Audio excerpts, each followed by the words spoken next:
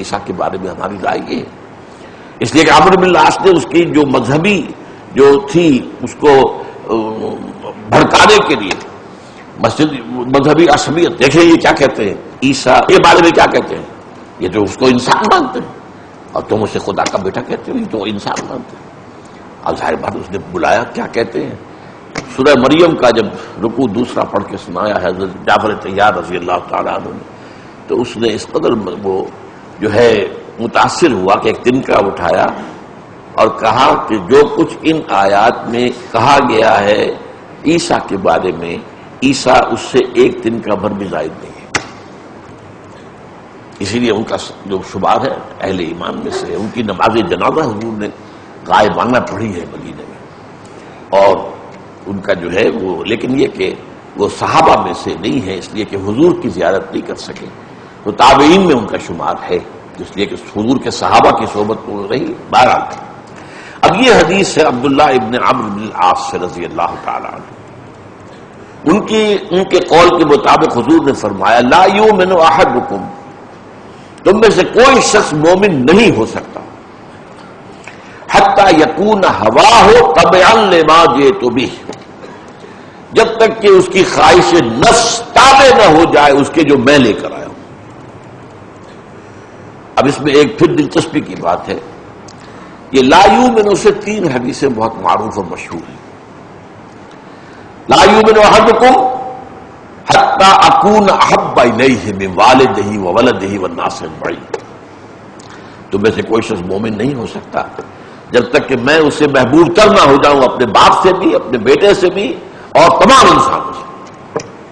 اور ایک اور حدیث میں آتا ہے لا یؤمن احدکم حتی یحب لاخیہ ما یحب لنفسہ، تم میں سے کوئی شخص مومن نہیں ہو سکتا جب تک کہ وہ اپنے بھائی کے لیے وہی بات پسند نہ کرے جو اپنے لیے کرتا ہے۔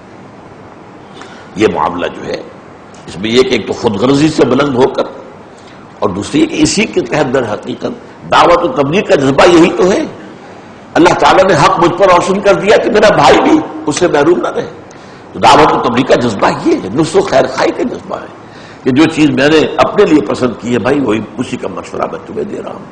میں یہ نہیں کہہ رہا کہ خود میں تو کسی اور راستے پر چل رہا ہوں، تمہیں کسی اور راستے کی ہدایت کر رہا ہوں۔ تو یہ حدیثیں جو ہے ایک بات نوٹ کر لیجئے کہ لا یؤمن کا لفظی ترجمہ مومن نہیں ہو سکتا، اس کو قانونی معنی میں نہ لیں۔ حدیث نمبر 3 پر ہم نے 5 جو ہیں جملے لگائے تھے حدیث جبرائیل پر، کہ یہ قانونی ایمان، حقیقی ایمان، قانونی اسلام، حقیقی اسلام، ان کو دو علیحدہ علیحدہ کیٹیگریز میں سمجھ لیجیے۔ لا یؤمن کا مطلب یہ نہیں ہے کہ وہ کافر ہو گیا، نہیں، یہاں ایسی حدیثوں میں ایمان سے مطلب ہے ایمان حقیقی۔ البتہ جو عام طور پر ترجمہ کر دیتے ہیں علماء، اس سے مجھے اختلاف ہے کہ ایمان کامل نہیں ہوتا جب تک کہ یہ نہ ہو۔ اب اس میں کیا ہوتا ہے کہ انسان سوچے چلو بھائی ایمان کامل تو بہت اونچے درجے کی بات ہے، مجھے نیچے درجے کا ایمان صحیح، تو اس کے اندر جو وہ ارج پیدا ہونی چاہیے اور جو انسان کو ایک تشویش پیدا ہو جانی چاہیے، وہ جو فرمایا کہ واللہ لا یؤمن واللہ لا یؤمن واللہ لا یؤمن، خدا کی قسم وہ شخص مومن نہیں ہے، خدا کی قسم وہ شخص مومن نہیں ہے، خدا کی قسم وہ شخص مومن نہیں ہے۔ قیل من یا رسول اللہ، پوچھا کہ حضور کون؟ فرمایا الذی لا یامن جارہ بوائقہ، وہ شخص کہ جس کی ایذا رسانی سے اس کا پڑوسی امن میں نہیں ہے۔ اب کوئی گناہ کبیرہ بھی نہیں ہے، یہ ایک بد خلقی کہہ لیجئے، بد اخلاقی کہہ لیجئے، یہ جو انداز ہے اس کو بھی 3 دفعہ قسم کھا کر کہا، تو اس کا مطلب یہ نہیں کہ وہ کافر ہو گیا، اور لیکن یہ بھی کہنا ایمان جو ہے وہ کامل نہیں ہے، پھر کامل نہیں ہے تو پھر سارا زور ہی ختم ہو گیا۔ پھر حدیث کے اندر جو بھی تشویق و ترغیب کا پہلو ہے وہ زور ختم ہو گیا۔ لہذا اس کا ترجمہ یہ ہوگا حقیقتاً مومن نہیں ہے وہ شخص، قانوناً مومن ہونا، مسلمان ہونا اور ہے، وہ اقرار باللسان پر ہے، آپ کہتے ہیں اشہد ان لا الہ الا اللہ واشہد ان محمد رسول اللہ، اور دین کی کسی بنیادی بات کا آپ انکار نہیں کرتے تو آپ مسلمان ہیں، ختم۔ آپ فاسق ہیں، فاجر ہیں، جو بھی ہیں، مسلمان ہیں۔ چوری کریں گے ہاتھ کٹ جائے گا، مسلمان تو رہیں گے۔ زنا کریں گے شادی شدہ ہونے کی حالت میں رجم کر دیے جائیں گے، مسلمان تو رہیں گے، نماز جنازہ تو پڑھی جائے گی۔ تو ایک ہے اسلام یا قانونی ایمان، ایک ہے حقیقی ایمان اور حقیقی ایمان اور حقیقی اسلام، تو ان دونوں میں فرق و تفاوت نہ کرنے سے بہت بڑے مغالطے پیدا ہوتے ہیں۔ تو لا یؤمن احدکم حتی یکون ہواہ تبعا لما جئت بہ، اب یہاں پر ہوا سے مراد کیا ہے؟ عام طور پر پھر ہوائے نفس کا اضافہ عام طور پر کرتے ہیں، خواہش نفس. اب اس کو یوں سمجھیے کہ یہ اس کے دو درجے ہیں. ایک تو خواہش نفس وہ ہے کہ جبلی طور پر انسان کے تقاضے ہیں، یہ بھی تو خواہش نفس ہی ہے. یہ اڈ یا لیبیڈو جس کو کہتے ہیں جدید سائیکالوجی میں، یہ فرائڈ کے اصطلاحات ہیں، اڈ یا لیبیڈو، یعنی جبلی طور پر انسان بھوک لگتی ہے کھاتا ہے، اگر اس کے سیکشول ارج ہے تو ٹھیک ہے شادی کرتا ہے یا پھر گناہ میں مبتلا ہوتا ہے. اسی طرح آرام بھی انسان کا تقاضا ہے، کچھ نہ کچھ آرام چاہیے اس کو. اسی طریقے سے اور انسان کے جبلی تقاضے ہیں تو ٹھیک ہے جبلی تقاضے بھی نفس میں آئیں گے، لیکن ان کو کنٹرول کرنا ہے، نفس کو کچلنا نہیں ہے. نفس کو کچلنا رہبانیت ہے، لا رہبانیت فی الاسلام، اسلام میں رہبانیت نہیں ہے، لیکن نفس کو کنٹرول کرنا وہ در حقیقت اس کی ضرورت ہے. تو یہاں پر فرمایا کہ جب تک کہ اس کی خواہش نفس کا دوسرا مرحلہ ایک اور آ جاتا ہے. ایک تو ہے زندہ رہنے کے لیے کھانا کھانا، ایک ہے لذتوں کے لیے انواع و اقسام کے کھانے، کئی کورسز کے جو ہے وہ میلز ہیں. یہ اسراف ہے، یہ لذت نفس جو ہے، یہ ہوائے نفس اب بڑھ رہی ہے، اب آگے جا رہی ہے. کپڑے آپ کی ضرورت ہے لیکن یہ کہ کپڑوں کے وارڈروب بھرے ہوئے، یہ نہیں، یہ غلط بات ہے. تعیش اور زیادہ عیش پسند جو یہ پھر نفس کا دوسرا اوپر والا مرحلہ ہے. یہاں آ کر نفس جو ہے وہ گویا کہ باغی ہو جاتا ہے اور وہ پھر انسان کا مخالف بن جاتا ہے، دشمن بن جاتا ہے. یہ جو نفس کا یا ہوائے نفس کا جو معاملہ ہے خرابی کا، اس کو قرآن مجید مختلف انداز میں بیان کیا گیا. اس میں جو سخت ترین انداز ہے وہ میں آپ کو سنا رہا ہوں، میں نے دونوں آیتیں پڑھ کر سنائیں گے. سورہ فرقان میں ہے اَرَأَيْتَ مَنِ اتَّخَذَ إِلَٰهَهُ هَوَاهُ أَفَأَنتَ تَكُونُ عَلَيْهِمْ وَكِيلًا. کیا ہے نبی آپ نے دیکھا غور کیا اس شخص کے حال پر جس نے اپنی خواہش نفس کو اپنا معبود بنا لیا. معبود الہ، زبان سے کہہ رہا ہے لا الہ الا اللہ، اللہ کے سوا کوئی الہ نہیں، اب معبود بنا رکھا ہے، الہ بنا رکھا ہے اپنے نفس کو. یہ سخت ترین انداز ہے، وارننگ کا، انذار کا، خبردار کرنے کا سخت ترین انداز ہے. اگر تم خواہش نفس کے غلام ہو گئے، جو خواہش نفس سے پورا کر رہے ہو، یہ دیکھے بغیر کہ حلال ہے یا حرام، تو گویا کہ نفس تمہارا معبود ہے. تم کہنے کو کہہ رہے ہو کہ آپ اللہ کو معبود مانتے ہیں، آپ در حقیقت تو آپ اپنے نفس کے غلام ہیں، نفس کے پجاری، خواہش نفس کی پوجا کرنے والے، نفس کے پرستار، خواہشات کے پرستار. ہاں خواہشات کا تقاضا جائز ہر طریقے سے جتنا پورا کرنا اس میں کوئی خرابی نہیں. اس سے آگے جب بڑھ جائے ناجائز اور حرام میں منہ مارنے لگے انسان، تو گویا کہ اب یہاں پر نفس سے معبود ہو گیا.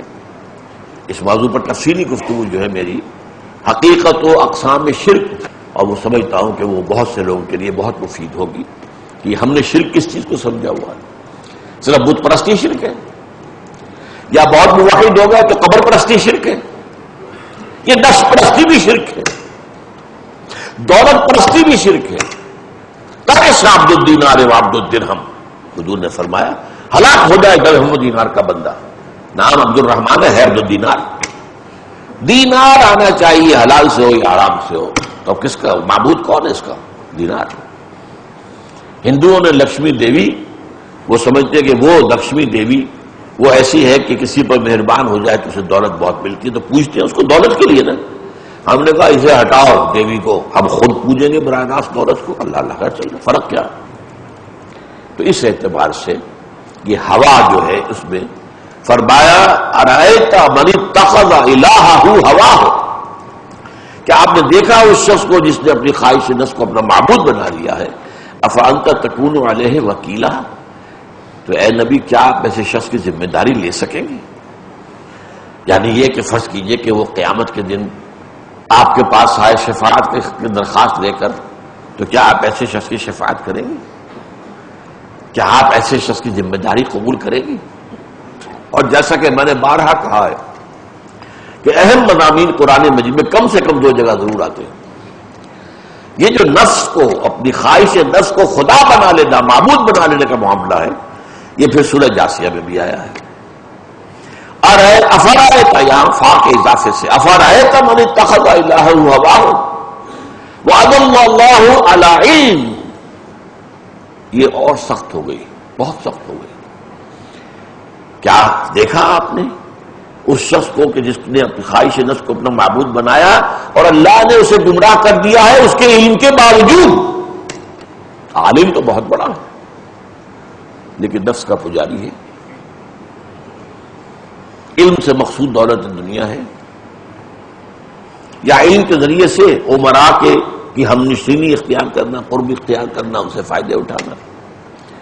اگر علم کا یہ مقصد ہے تو یہ تو در حقیقت علم کے باوجود گمراہ ہو جانے کی بات ہے۔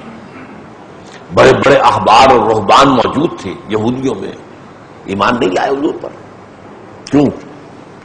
حالانکہ قرآن گواہی دیتا ہے کہ یعرفونہ کما یعرفون ابناءہم، ایسے پہچانتے حضور کو جیسے اپنے بیٹوں کو، لیکن نہیں مانا۔ ہماری سیادت ہے، ہماری چودراہٹ ہے، ہماری مسندیں ہیں، ہمارے فتوے پر لوگ عمل کرتے ہیں، ہمارے ہاتھ چومتے ہیں، ہمیں نذرانے دیتے ہیں، یہ سارا ہوا ہو جائے گا، ختم ہو جائے گا؟ کیسے ہی ماننا ہے؟ وہ جو نجران کا وفد آیا تھا، نجران سے عیسائیوں کا بڑا وفد تھا، جس نے کہ کئی دن مدینے میں مقیم رہ کر حضور سے کچھ مباحثہ وغیرہ کیا، آخر میں مباہلے کیا ہے تھا، اچھا اب مباہلہ کرو، دلیل ولیل تو ختم ہوئی تھی، تو آؤ مباہلہ کریں۔ تو اس پر جو ہے وہ وہاں سے کھسک گئے، راتوں رات چلے گئے سفر کر کے، کیونکہ حق تو واضح ہو چکا تھا۔ اب مباہلے میں وہ کہتے کہ اللہ اگر یہ چیز حق ہے تو ہمیں تباہ کر دے، اس کے لیے تیار نہیں ہوئے، چھوڑ کے چلے گئے۔ انہی میں سے یہ واقعہ ہے، دو بھائی تھے وہ،